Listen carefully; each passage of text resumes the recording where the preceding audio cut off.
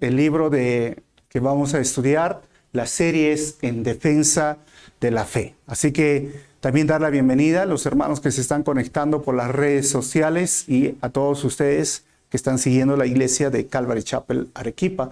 Estudiamos la Biblia versículo por versículo. Así que, a manera de introducción de este libro de Judas, quiero dar algunas pautas que son muy importantes. ¿Quién escribió esta carta?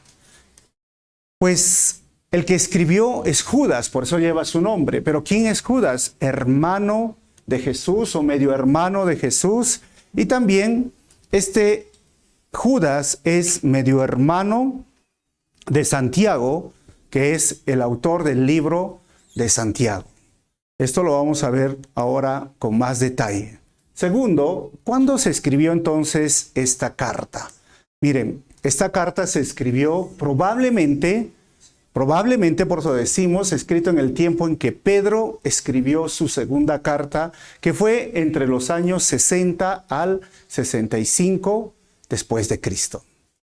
Esta carta, que tiene 25 versículos, 19 de estos versículos tienen la similitud con la carta de segunda de Pedro. Así que son muy parecidos. Así que tenemos que recordar esto, ¿ok? Así que si puedes ayudarnos a compartir también ahí por el Facebook Live, este estudio nos va a ayudar bastante. Número 3, ¿por qué se escribió esta carta? Miren, hay muchas razones. Primero, porque los cristianos podían ser alejados de la verdad por esos astutos maestros de la falsa doctrina. Y segundo, se escribió para animar a los creyentes a que defiendan la fe. Esas son las razones, ¿no?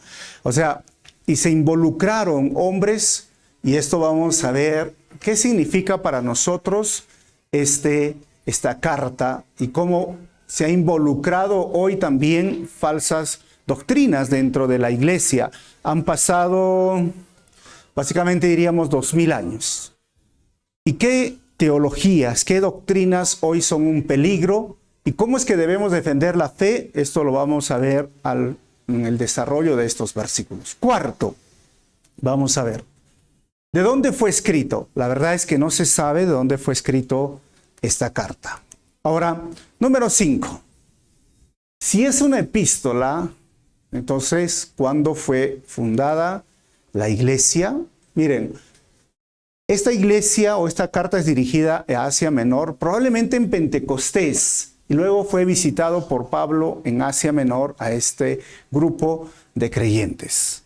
Seguimos en la introducción, número 6. Ahora, ¿pero de quién está compuesta la iglesia? Pues de judíos y gentiles, que es lo muy básico, diríamos, en el tiempo de Jesús. Judíos y gentiles eran parte de la iglesia. Y esto quitaba, diríamos, el odio racial, ¿no? O el racismo, como hoy día lo conocemos. Esto es lo maravilloso de la iglesia, ¿no? Que antes judíos y gentiles no podían sentarse en un mismo lugar, pero ahora se sentaban, y no solamente se sentaban, eran hermanos, eran una familia. Entonces, es muy importante recordar que el cristianismo siempre ha sido en contra del racismo. No debe haber ni racismo ni clasismo en la iglesia. Seguimos con la introducción. Número 7. ¿Cuáles son sus fuerzas y sus debilidades de esta iglesia? Primero, su fuerza era que era una iglesia madura. Pero su debilidad es que dejó que crecieran herejías en medio de ellos. Así como se sentían fuertes, pues fueron muy permisivos hasta el punto de llegar a contaminarse. O sea, se contaminó la iglesia. Y es el punto en el cual hoy nos vamos a enfocar durante estas semanas, cómo nosotros debemos de defender la fe y cómo no debemos de contaminarnos como iglesia. ¿Es fácil contaminarse? Hoy día, sí. Es muy fácil, ¿no? Especialmente esta pandemia ha hecho que muchas personas puedan tener como en el celular, ¿a qué pastor puedo escuchar? ¿Qué prédica puedo escuchar? ¿No? Si no me gusta, a los 5 minutos, lo corto y busco otro. ¿Y qué ha sucedido? Que hay iglesias que sí están enseñando la palabra de Dios, que sí están en la sana doctrina, pero hay muchas iglesias muchas iglesias que están tergiversando la Escritura. Y yo diría que hay por lo menos 5 teologías en las cuales deberíamos de cuidarnos a manera de introducción, ¿no? Por ejemplo, ya en el tiempo de Jesús, cuando se escriben los evangelios y cuando se escriben las epístolas, lo primero que se defendía la fe era qué carta era parte de la Biblia. Por eso se llamaba el canon de la Biblia, se tuvo que canonizar. Existían muchos evangelios, no solamente el evangelio de Judas, existía el evangelio de María, María Magdalena, el evangelio de Pedro, el evangelio de Tomás, y eran libros apócrifos, o sea, no eran considerada escritura divina. Por 200 años la iglesia defendió la fe y al final cerraron los 27 libros del Nuevo Testamento, incluyendo Judas. Judas entró como, ¿cómo diríamos, no? Arrastrándose, porque hay 2 libros que Judas menciona que no son considerados escritura bíblica o divina. El primer libro es el libro de Enoc. Habla del Antiguo Testamento sobre Enoc. Y entonces dijeron, pero esto no es un requisito que necesitamos. Y el otro libro es la Asunción de Moisés, donde habla que se están disputando o peleando por el cuerpo de Moisés, el diablo con Miguel, el arcángel Miguel. Entonces entró ya por consideración, ya por una breve y rápida, no breve, no, diríamos lenta, evaluación, y al final ese era el tema por 200 años. Después de los 200 años, ¿saben cuál fue el tema? Si Jesús era humano o Jesús era divino. Surgieron herejías, y una de esas herejías o tergiversaciones de la doctrina lo inició un hombre que se llamaba Arrio, y de lo cual salen los arrianos en ese tiempo. Y Arrio dijo que Jesús no era Dios, que Jesús era un Dios, que Jesús no era divino, sino que era una creación de Dios, la primera creación de Dios. De esta doctrina errada, ¿quiénes lo agarran? Charles Russell, y el cual forma hoy lo que se llama la iglesia Los Testigos de Jehová, que van casa por casa, han visto, ¿no? Con su camisita blanca, su sombrero acá, su maletín, hablándote del reino, y en el fondo, ¿qué te dicen? Jesús no es Dios. O sea, si analizamos la historia de la iglesia, siempre han tenido que defender la fe, la iglesia, y Dios ha preservado un pueblo. Y hoy, una de las teologías que ataca mucho, diríamos, en este mundo contemporáneo se llama la teología liberal. Y la teología liberal surge por los 1800 en Alemania, con el deseo de darle más campo a la razón, a la lógica, y niegan y cancelan los milagros. No existe para ellos lo divino. Y hay como una reinterpretación de los libros para ellos, diciendo, por ejemplo, que Moisés no escribió el Pentateuco, ¿no? Sino que fue escrito por otra persona, que Daniel no escribió Daniel, etcétera, etcétera. Al final, ellos quieren darle un paso a la razón, a la lógica, y tratan de explicar un pequeño ejemplo. Es que Moisés, por ejemplo, no caminó por seco cuando se abrió el Mar Rojo, sino que con su razonamiento dicen, el agua simplemente se redujo y estuvo hasta las rodillas y por ahí cruzaron el Mar Rojo. Eso lo explica la teología liberal. Y hoy ellos han dejado que el humanismo sea parte de su teología y está por todo el mundo. Tristemente, la gran mayoría de seminarios que nosotros hoy conocemos, famosos, se han vuelto liberales. Y el otro, que se llama la teología de la liberación, no sé si ustedes han escuchado, donde mezclan filosofía y pensamiento comunista, socialista, con la religión. Y uno de los que expone bastante es el padre Gutiérrez, que justamente con las guerrillas en Nicaragua, en Colombia, las FARC, y en Perú, Sendero Luminoso, ¿se acuerdan? O el MRTA. Cuando surge esta guerrilla, ellos dicen, tenemos que agarrar las armas y en el nombre de Dios luchar por el pobre, luchar por aquel que no tiene voz. Y entonces mezclan la doctrina, el cristianismo con el comunismo, el socialismo, y sale la teología de la liberación, que hoy, en estas últimas elecciones, y en las elecciones de Chile, ¿qué creen? Que ahora ha ganado allá, ¿no? El pensamiento comunista, pues desde la iglesia apoyan estos pensamientos. Esos son los puntos que tenemos que defender de la fe. La otra es la teología de fe y prosperidad, que dice que tú, si eres cristiano, no debes de ser pobre, no debes de tener enfermedad y menos debes de tener problemas, porque tú eres el hijo del rey y como hijo del rey debes de vivir de lo mejor. Totalmente falso, igual que las otras teologías. Ahora, ¿que Dios no quiere bendecir? Sí, Dios sí quiere bendecir, pero no es el 100% de la doctrina bíblica. Por eso decimos, tenemos que aprender a defender la fe. ¿Acaso Dios no se preocupa por los pobres? Por supuesto, sí, pero no de la forma como lo dice el comunismo o el socialismo. Pero ¿acaso Dios no nos da una explicación lógica de los eventos que han pasado? Por supuesto, ¿me entienden? Y hay otro de las teologías que se llama de la guerra espiritual, donde muchas personas se sienten súper poderosos, ¿no? Y han surgido ideas en las cuales tienes que reprender al enemigo, tienes que ungir hasta tu casa, ¿no?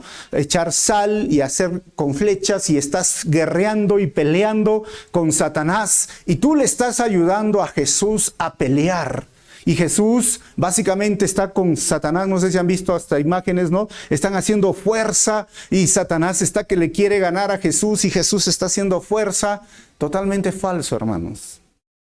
Esto lo pone a Satanás al nivel de Jesús. Jesús para ellos es alguien que necesita ayuda, no es el Hijo de Dios. Jesús es el Todopoderoso, hermanos, el Rey de Reyes, Señor de Señores. Él es Dios. Y Satanás es un ángel caído. Por eso se dan cuenta, necesitamos aprender a defender la fe. Y esto es lo que vamos a hacer en este libro de Judas. Amén. Después de esa breve introducción, hermanos, vamos a ver los puntos del bosquejo. ¿Okay? Primero, vamos a ver los saludos del autor del versículo 1 hasta el versículo 2 y del versículo 3 al versículo 4, la advertencia contra la mentira. ¿Ok? Eso es lo que vamos a ir viendo y vamos a ir viendo versículo por versículo. Entonces, primeramente, saludos del autor y su identificación. Dice el versículo 1, yo, Judas, esclavo de Jesucristo y hermano de Santiago, les escribo esta carta a todos los que han sido llamados por Dios Padre, quien los ama y los protege con el cuidado de Jesucristo. Ahora, aquí se identifica, saluda y identifica, dice, yo soy Judas, esclavo de Jesucristo. En el hebreo se lo conoce como Judá o Judá o Yehuda, la carta de Yehuda, Judas. Pero ¿quién es este Judas? Realmente, ¿quién es? Hay 6 menciones del nombre de Judas en el Nuevo Testamento. Pero si analizamos uno por uno, bueno, podemos hacerlo, pero los voy a resumir. Pero hay 2 Judas que ustedes conocen. Uno es el que fue apóstol de Jesucristo, pues no es este Judas. ¿Pero quién es este Judas? Pues su nombre aparece en Mateo capítulo 13, versículo 55, dice, ¿acaso no es este el hijo del carpintero, hablando de Jesús? ¿No se llama su madre María? Y sus hermanos son Jacobo, que vendría a ser Santiago, José, Simón y Judas. Pues entonces aquí encontramos la primera mención del autor de esta carta, medio hermano de Jesús, pero hay algo mucho más importante que tienes que entender, que María tuvo otros hijos, que María no fue virgen perpetuamente, que María, este dogma, esta doctrina del catolicismo que habla de María, que fue sin pecado concebido, totalmente no es bíblica. Y otra vez tenemos que aprender a defender la fe basado en versículos bíblicos. Y si alguien te dice, pero es que María siempre fue virgen, no, María tuvo otros hijos. Y con Jesús ya serían 5 hijos. Y es el medio hermano, hijo de José y María, el autor de esta carta. Ustedes dirán, no, pero un solo versículo no. Vamos a ver Marcos capítulo 6, versículo 3. ¿Acaso no es este el carpintero, hablando hijo de María, hablando de Jesús, y Simón, ¿acaso no están sus hermanas aquí entre nosotros? Y les resultaba muy difícil entenderlo. Y aquí con este versículo aumenta. O sea, ya no solamente tiene hermanos, y que los menciona acá, también tiene hermanas. O sea, la cultura judía era muy claro que tener más hijos era señal de honor. Era mejor cuando las familias tenían más hijos. Recuerden, hoy día es al revés, ¿verdad? El que tiene un gatito o un perrito, el perrijo, como gatijo, está feliz, ¿no? O sea, no. Es interesante que las parejas a veces ya no quieren tener hijos en este 2021-22, ¿verdad?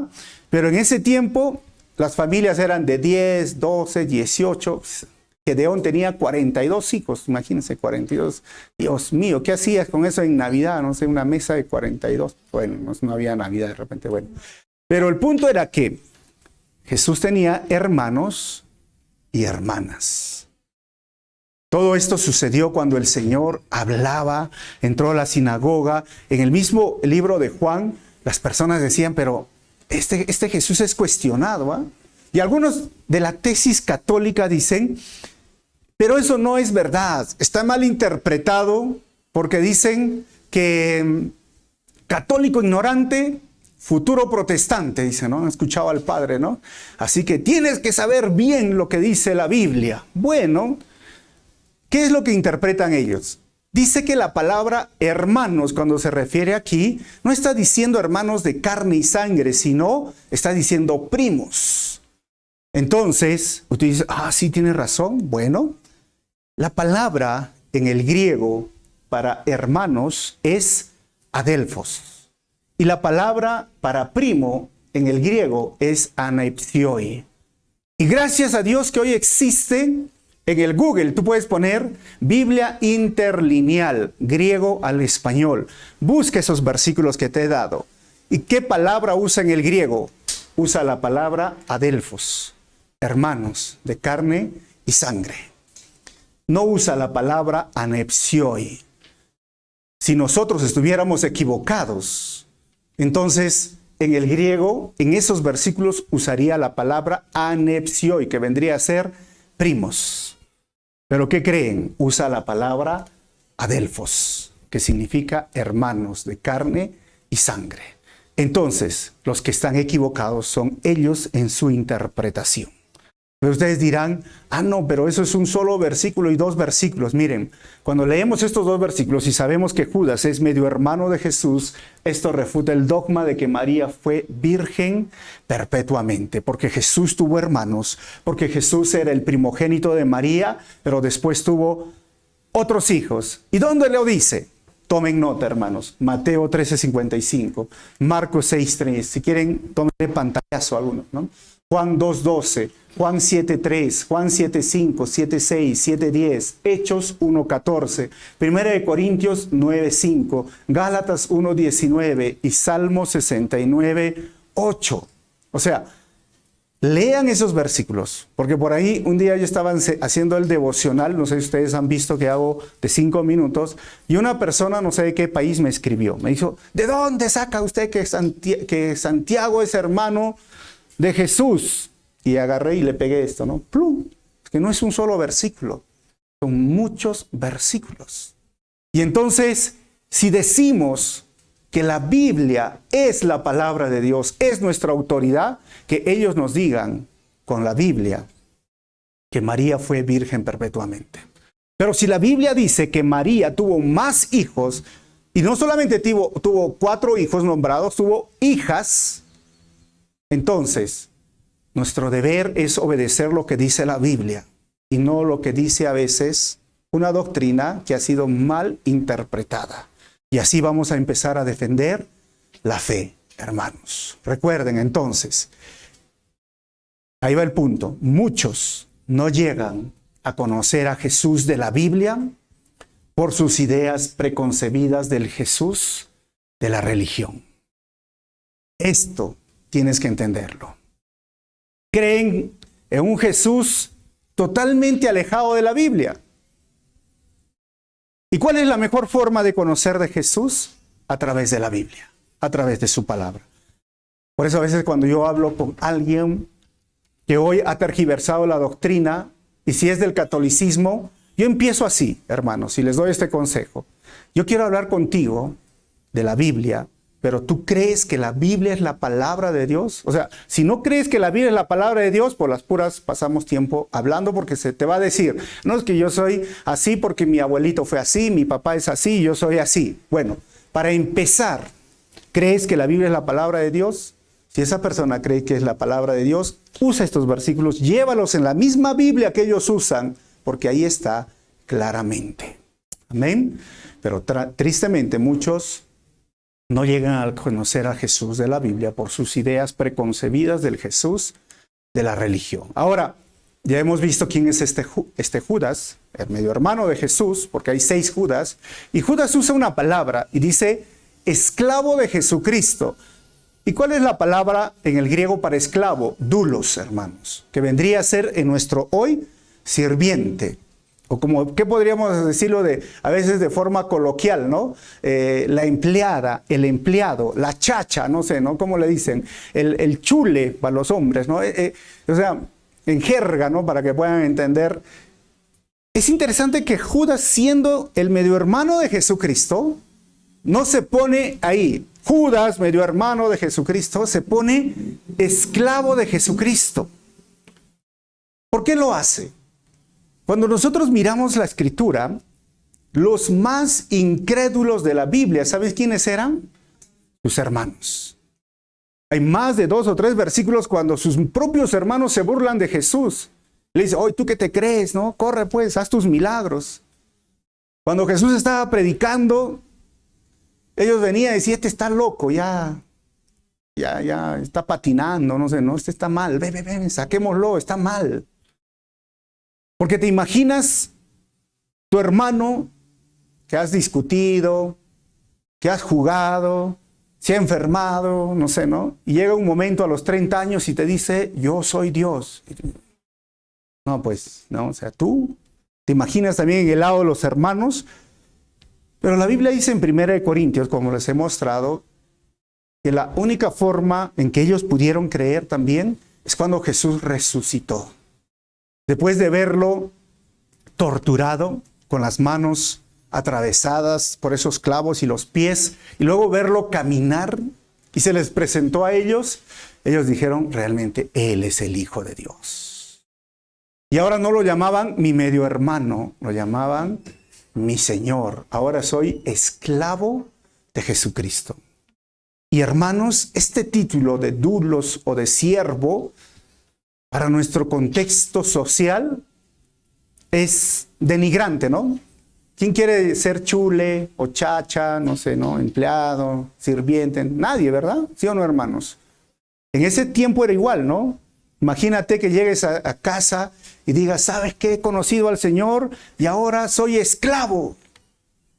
Esclavo, pero tú eres libre. No, soy esclavo. Ahora que vayas a tu casa y digas, me han ascendido de puesto. ¿Cuál es? Soy esclavo ahora. O chule, ¿no? Que sería para nosotros. Que el esposo diga, he conocido al Señor y ahora soy chule de Jesucristo. ¿Qué? ¿Por qué te sientes orgulloso? Socialmente hasta puede ser denigrante, pero debería ser el mayor puesto, la mayor gloria, nuestro mejor anhelo, ser un esclavo de Jesucristo.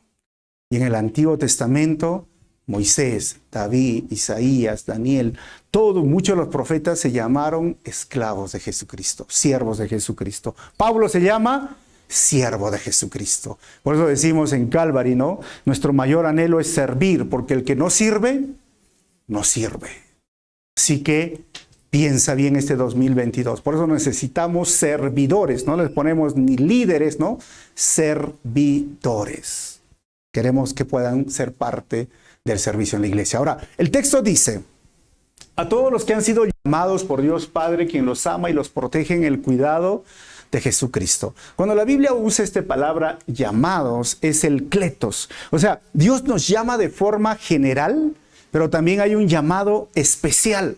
Dios llama a todo el mundo, pero no todo el mundo obedece. Y esos que son llamados son los cletos, aquellos que han respondido al llamado del Señor. Y luego este término también era empleado para hacer un llamado urgente para una tarea en particular, y nosotros hemos respondido. Luego el texto dice que los ama, el Padre nos ama, o en otras versiones dice que somos amados, y en el griego es la palabra egamenosis, es decir, que tú y yo no solo somos alguien que se ha involucrado en una religión, sino que somos amados. Dios, el Padre, nos ama, y el texto dice, y los protege. O sea, somos llamados, amados y protegidos o preservados por el cuidado de Jesucristo. ¿Te das cuenta? La parte de Dios en la salvación es que Él nos elige antes de la fundación del mundo, nos llama, ¿y qué hace Jesús? Nos limpia de nuestros pecados, nos regenera, pero también nos protege, nos preserva. El libro de Juan claramente dice esto, capítulo 10, versículo 27 al 29. Los que son mis ovejas oyen mi voz, y yo las conozco, y ellas me siguen. Y yo les doy vida eterna, dice Jesús. Y miren, ahí va la preservación o la protección de Jesús. Y no perecerán jamás, ni nadie las arrebatará de mi mano. Mi Padre me las dio, es mayor que todos, y nadie les puede arrebatar de la mano de mi Padre. Eso se llama la seguridad de la salvación. Eso se llama que el Señor nos protege y la salvación está segura y no se pierde la salvación. Hay por ahí personas y doctrinas que dicen la salvación se pierde, pero claramente la Biblia dice que la salvación no se pierde porque no empieza en ti, no es un asunto tuyo, es un asunto que empezó en la cruz y termina en la cruz. O sea, es Jesús quien nos protege. Es que las ovejas no perecerán jamás. No es que tú te agarraste de Jesús, es que Jesús te agarró a ti. ¿Entienden la diferencia? Es como tú estás con un niño en el centro comercial y le dice, agárrate de mí para que no te sueltes. ¿Qué piensan ese papá? O tú lo agarras al niño y tú no lo sueltas. ¿Cuál es la diferencia? Que si tú lo agarras, es más seguro de que el niño se agarre y se suelte. ¿Y qué ha pasado en la salvación? Es Jesús quien nos ha agarrado. Es Jesús quien nos sostiene en sus brazos. No sé si recuerdan esta historia de las dos huellas en la arena. Es muy antigua, ¿no? Pero un hombre soñaba con 4 huellas en medio de la arena. Y él les preguntaba, ¿y esas huellas, y esas 2 huellas de quién son? Las otras 2, si 2 son mías, el Señor le decía, esas son mías, que estoy siempre detrás tuyo protegiéndote. Y otro día soñó que estaba en la arena y empezó la tormenta, vino fuerte, la arena venía y decía, Señor, ¿dónde estás? Y quería mirar sus huellas del Señor, ¿dónde estaba? Y solo vio 2 huellas. Y le preguntó, ¿por qué en el momento que más te necesito, tú no estás conmigo, Señor? Y el Señor le dijo, si ves esas 2 huellas, son mis 2 huellas. Porque en ese momento yo te sostengo en mis brazos. Y estás caminando conmigo sostenido en mis brazos. ¿Me entienden? Nadie nos puede arrebatar de las manos del Señor. Nadie. El Padre las dio y el Padre. Nadie les puede arrebatar de las manos del Padre. Y algunos dirán, entonces, pero si peco y no peco, ahí va el punto, ¿no? Y si me porto mal, no me porto mal, tienes que leer el contexto. Lee el versículo 27. Los que son mis ovejas, oyen mi voz. Y yo las conozco. Y ellas me siguen. Estoy hablando de las ovejas. No todo el que viene a la iglesia es oveja. Y no todo el que escucha la palabra del Señor es oveja. ¿Sí? Porque la Biblia también habla de las cabras, ¿no? ¿Se acuerdan o no?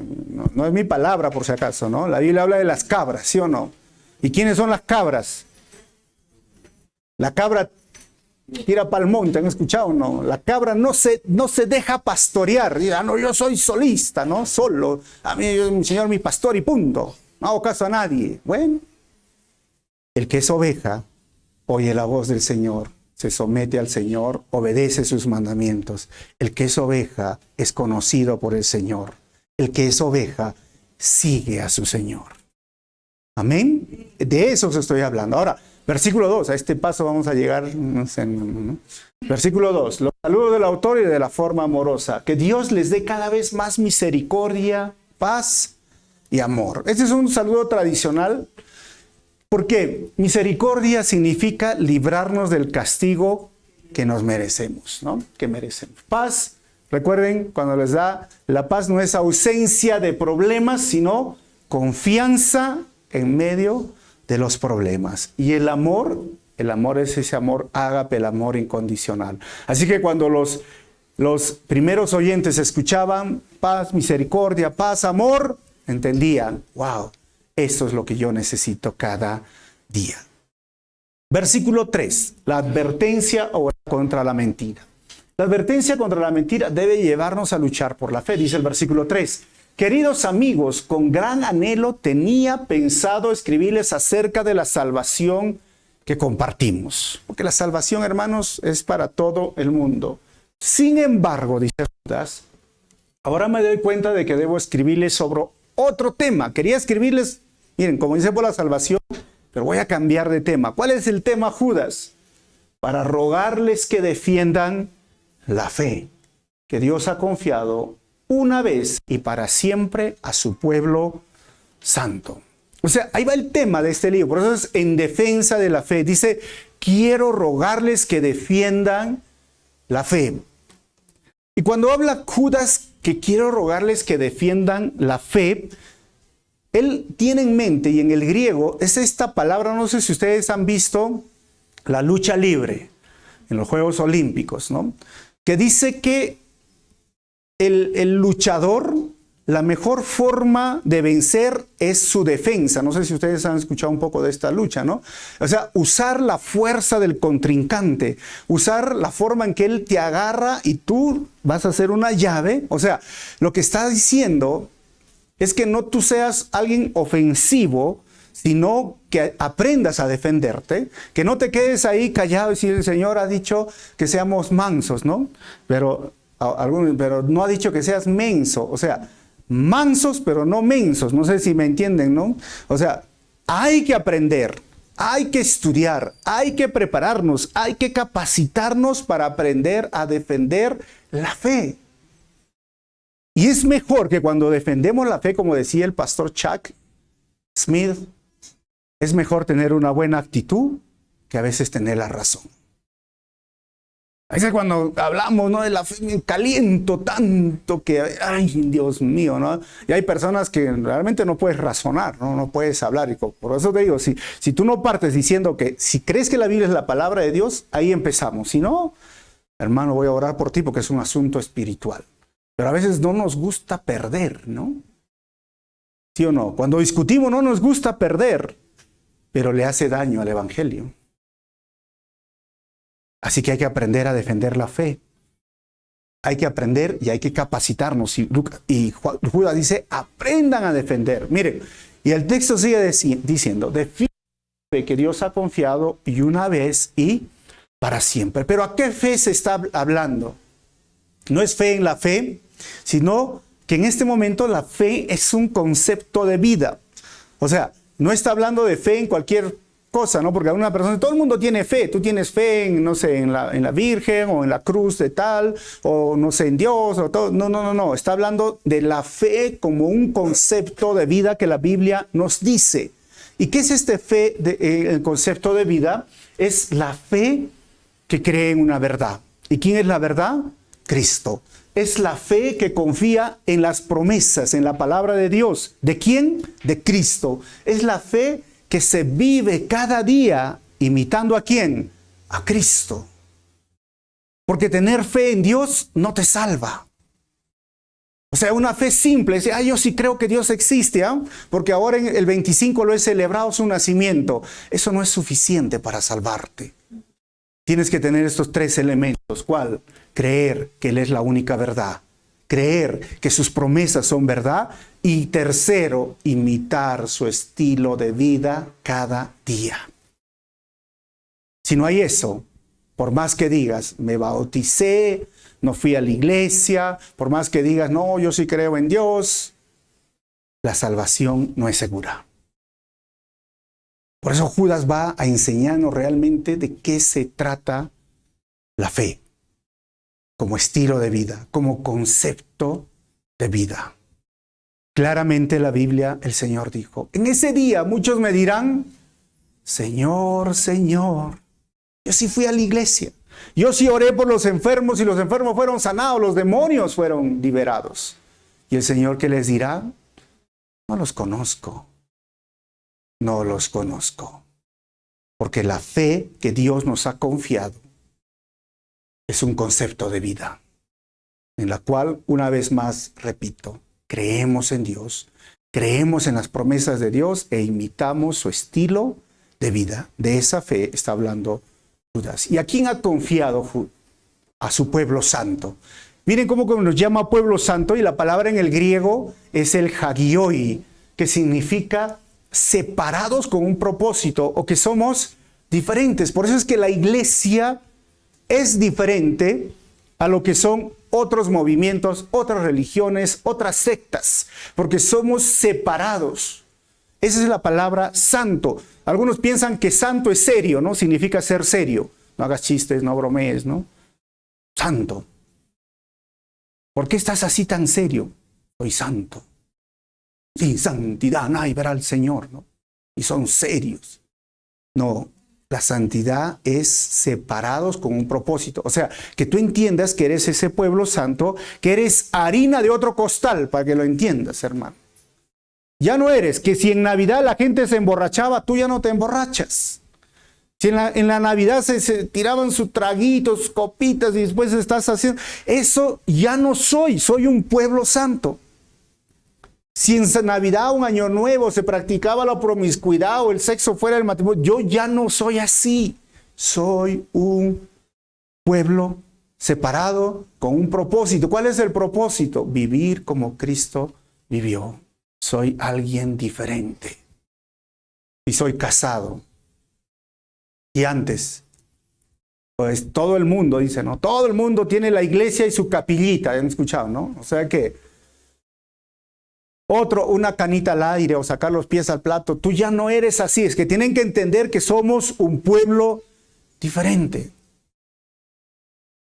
Y si todos los hijos se desbandan y los hijos son así terribles, desobedientes, rebeldes, yo soy un hijo cristiano. Soy diferente a todo el mundo porque soy pueblo de Dios, soy separado con un propósito. Esa fe ha sido dada ¿a quién? A ese pueblo diferente, ese pueblo santo. En otras palabras, mira, aquellos que luchan por la sana doctrina lo demuestran con su santidad. Y tú dices, no, yo sí lucho por la sana doctrina. Entonces vive de una forma santa, diferente, separado, con un propósito especial. Versículo 4 y terminamos, hermanos. La advertencia contra la mentira debe hacernos ver que hay infiltrados en la congregación. Uy, ¿cómo es eso? Dice el versículo 4. Les digo esto porque algunas personas que no tienen a Dios, ojo, no tienen a Dios, se han infiltrado en sus iglesias, diciendo que la maravillosa gracia de Dios nos permite llevar una vida inmoral. La condena de tales personas fue escrita hace mucho tiempo, pues han negado a Jesucristo, nuestro único dueño y Señor. Y ahí va el punto, hermanos, que se han infiltrado en la congregación. Han entrado en la congregación. O sea, ustedes dirán, acá, pastor, no estoy diciendo acá, ¿no? Que algunos ya están mirando de reojo al otro. ¿Quién será el infiltrado? ¿Quién será el infiltrado? Pero dice Porque algunas personas que no tienen a Dios se han infiltrado en sus iglesias. La Biblia los llama lobos disfrazados de ovejas. O sea que cuando parecen ovejas, ¿no? Pero ¿qué son? Lobos. ¿Y cómo reconocemos a los lobos? Por la cola. Hay que buscar la cola del lobo. ¿Qué? Por el olor, porque la oveja huele a oveja y el lobo ¿a qué huele? Por los dientes, no sé, hermanos. Por sus acciones. ¿Cómo reconocemos a los lobos? Pero, ¿sabes? Es tan difícil. ¿Por qué? Porque la Biblia nos muestra solamente un ejemplo bíblico. Pedro, el apóstol de Jesús, ¿se acuerdan? Negó al Señor 3 veces y con lisuras. No conozco ese tú. ¿Se acuerdan? Ya les enseñé eso, ¿no? Negó y se puso a llorar y llorar y llorar. Y es curioso, ¿no? Porque Pedro era el impulsivo, el expresivo, el colérico sanguíneo, ¿no? Es aquel que nunca se queda callado, que siempre está hablando, ¿no? Que si te falta 10 centavos en la combi, ya se enojó, ¿no? ¿Sí o no? Que si el taxista no paró cuando tú le... ¿qué tiene este taxista? Y lo maldices y lo manda al infierno, creo, ¿no? O sea, Pedro era el que decían, Señor, pues, pronto el Hijo de Dios va a ir a morir. No, decía Pedro, ¿se acuerdan? Hasta la muerte te voy a seguir. Y a las 3 primeras terminó negando. Era tanto así que ellos sospechaban que Pedro era el que lo iba a traicionar a Jesús. Pero había un Judas, ¿recuerdan? Judas Iscariote, que lo vendió por 30 monedas de plata. En la última cena, y acá tengo una foto de la última cena, aquí está Judas, según los estudios, al lado de Jesús. ¿Y por qué decimos que está al lado de Jesús? Porque ya hemos estudiado Juan. Y Juan relata en el año 90-95 su carta, después razona y se da cuenta, sí, Jesús lo dijo. ¿Qué dijo? Alguien de los que están en esta mesa me va a traicionar. ¿Y qué creen? Todos los ojos se fueron a Pedro. Pedro, este seguro es. ¿O se fueron a dónde? A Simón, porque Simón era de los celotes. Los celotes eran como el MRTA, ¿no? Esta guerrilla que quería sacarse del gobierno de Roma. Y dijeron, seguro que es este que lo quiere traicionar. Pero ¿quién se iba a dar cuenta de Judas? ¿Cómo es un perfecto infiltrado, si lo llamaríamos? ¿Cómo es que no se dieron cuenta que era Judas? Porque Jesús dijo, alguien me va a traicionar y al que yo le dé mi pan mojado, porque estaban con el vino, me va a traicionar. Y agarró el pan, lo mojó y se lo dio a Judas, que estaba a su derecha. Y ojo que la derecha era el lugar de honor. ¿Quién está a tu derecha en la mesa, hermano? Y nadie se dio cuenta que era Judas. Dándole la oportunidad a Judas, diciendo, Judas, no hagas lo que tienes que hacer. Yo sé que me vas a traicionar. Pero Judas decidió en su corazón traicionarlo. Y por eso Jesús le dijo, lo que tienes que hacer, pues hazlo. Te estoy dando la oportunidad, te estoy descubriendo. Pero no lo hizo. ¿Por qué fue el perfecto infiltrado? ¿Saben por qué? Porque Judas era el que no mataba ninguna mosca, así decimos, ¿no? El más calladito, el más cumplido, el más... Uy, nos olvidamos comprar esto. ¿Qué decía Judas? Yo voy. Necesitamos voluntarios para esto. Yo soy. Ahora, ¿quién hace esto? Yo. O sea, Judas era, ¿qué diríamos? El hermano, el discípulo que todos lo admiraban. Por eso digo, alguien me va a traicionar. Pedro, Simón, pero de Judas, ¿quién sospecharía de Judas? Eso es un perfecto infiltrado, un lobo disfrazado de oveja. Pero ¿cómo lo vamos a conocer? La próxima semana, a la misma hora, Judas va a decir cuáles son las características de ese lobo disfrazado de oveja y cómo nosotros podemos descubrir. Amén, hermanos. No se pierdan la próxima. Sí, hermano. Y el texto dice, para terminar esto, la condena de estas personas fue escrita hace mucho tiempo. Ojo, ellos, igual que la de Judas, fue escrito hace mucho tiempo. Un ejemplo de Judas que seguía del Antiguo Testamento, porque los falsos maestros han entrado encubiertamente a través de la historia y la tragedia continúa. Hoy siguen entrando y es por esto que nosotros tenemos que aprender a defender la fe, ¿no? Porque a veces cuando ve a un pastor así con su camisita dicen, no, ¿qué me va a enseñar él, no? Pero cuando lo ven con su corbata y su terno y su diente de oro, reloj de oro, dicen, no, a ese sí hay que hacerle caso, ¿no? ¿Sí o no? Y a veces vemos unas iglesias grandes, espectaculares. No, esas iglesias deben decir la verdad. Y ahí vamos a ir. Pero escúchalos y compara con la doctrina bíblica. No tiene nada que ver. Tener una iglesia grande no significa que tienes una doctrina. Porque miren, los testigos, los mormones llenan el estadio, ¿no? O hasta el coliseo llenan. No significa que Dios está ahí y que tienen la sana doctrina. Ahora, en otras versiones, esto que dice que la NTV lo ha traducido de la forma correcta, ellos dicen estos que desde antes habían sido destinados a la condenación. Y por eso que me gusta la NTV, porque algunos dicen, no, pues hay personas que no van a ser salvas porque están destinadas a la condenación. No, lo que el texto quiere decir, la condena de tales personas fue escrita hace mucho tiempo. ¿Entienden la diferencia? Por eso es importante estudiar bien el texto.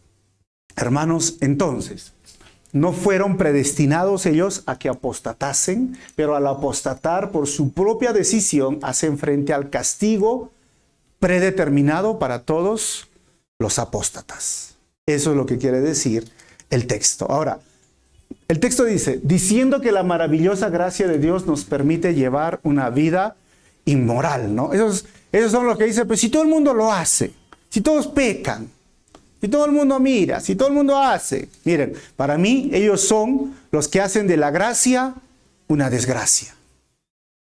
Y eso es una de las formas de ver, ¿no? La conducta moral de estas personas. Por eso 1 Pedro 2:16 dice, hagan uso de su libertad, pero no la usen como pretexto para hacer lo malo, sino para servir a Dios. Pues somos libres, soy libre. Sí, pero Pedro dice, no lo uses como pretexto para hacer lo malo. Por eso hay que ser muy sensibles, ¿no? Pero pastor, ¿puedo escuchar música que no es cristiana? ¿Pero puedo tomar una copita de vino? ¿Puedo hacer esto? ¿Puedo bailar? ¿Puedo hacer? A veces están preguntando qué pueden. Yo diría, deberías preguntarme qué debes de hacer. Si es cierto, hay libertad, pero no lo uses como un pretexto para hacer lo malo. Han llegado, dice el texto, a Jesucristo, nuestro único dueño y Señor. Han negado. O sea, ahí va otra característica, ya, vida inmoral, pero también niegan. O sea, los apóstatas no reconocían a Cristo como Señor soberano, que vendría a ser el de Stops, y no reconocían a Cristo como el Señor honorable, que era el Curios. Ninguno de los dos hacían caso. Y entonces, ¿para qué entraron a la iglesia? Para aprovecharse, para tergiversar la doctrina. ¿Pero venían a la iglesia? Sí. Por eso es importante que aprendamos a diferenciar y a defender la fe. Hermanos, no reconocer a Jesús como Señor soberano es reconocer su perdición. Esto es lo que hacían estos apóstatas. Estamos con los primeros 4 versículos. La próxima semana continuamos. Amén. Vamos a ver 4 conclusiones de este estudio. Primero, la mayor posición que debo de aspirar en la vida cristiana es ser un esclavo, un siervo, un doulos, pero de Jesucristo. Pues en Calvary el pastor quiere y debe de ser un siervo. No usamos tanto líderes, sino siervos, para que no se confundan, ¿no? Segundo, Jesús tuvo hermanos y hermanas, hijos de José y María. Eso es claro y estamos teniendo nuestras conclusiones. Número 3, luchamos por aquello que es valioso, que es nuestra fe, hermanos. Y número 4, la mejor forma de reconocer lo falso, ¿qué es? Conocer lo verdadero. Por eso estamos haciendo esta carta el estudio de Judas, ¿no? Porque si alguna vez te han engañado con un billete de 100 soles, de 50 soles o con una moneda de 5 soles, es que es muy parecido a lo verdadero, pero no es. Y vamos a aprender a distinguir estas pseudo teologías, falsas doctrinas en este tiempo. Así que vamos a cerrar nuestros ojos, vamos a darle gracias al Señor por la fe que ha puesto en nuestro corazón y para que nos ayude a defender la fe y reconocer lo que es falso y verdadero. Amado Padre Celestial, gracias por la fe que nos has encomendado, porque somos tu pueblo santo. Gracias, Señor, porque la fe que salva es la fe que cree en ti como única verdad. Es la fe que cree en tus promesas. Es la fe, Señor, que es un estilo de vida, una imitación a ti, Señor. Y gracias por alcanzarnos de esta forma. Como hemos visto en este estudio, nadie nos puede arrebatar de tu mano. Tú eres quien nos sostienes, tú eres quien nos guardas, tú eres quien siempre, Señor, nos mantienes a pesar de tantos problemas, a pesar de problemas de salud, problemas económicos o problemas de familia. Nuestra fe es firme y sólida, porque comenzó en la cruz y terminó en la cruz, porque es un acto en el cual tú has realizado en nuestras vidas. Y ayúdanos, Señor, a aprender de ti, a estudiar tu palabra y a diferenciar de lo falso y lo verdadero. Ayúdanos, Señor, a ser esos hijos tuyos, que no solamente digan que eres tú el Señor, sino también que eres el amo de nuestras vidas. Gracias una vez más por este año nuevo que estamos pasando. Hasta aquí tú nos has ayudado, tú has sido fiel y seguirás siendo fiel. Y quieres que podamos cumplir este propósito en este 2022, Señor, de que nuestra fe sea fuerte y nuestra fe también pueda ser defendida. En tu nombre, Jesús, oramos así, Señor. Amén. Muy bien, hermanos.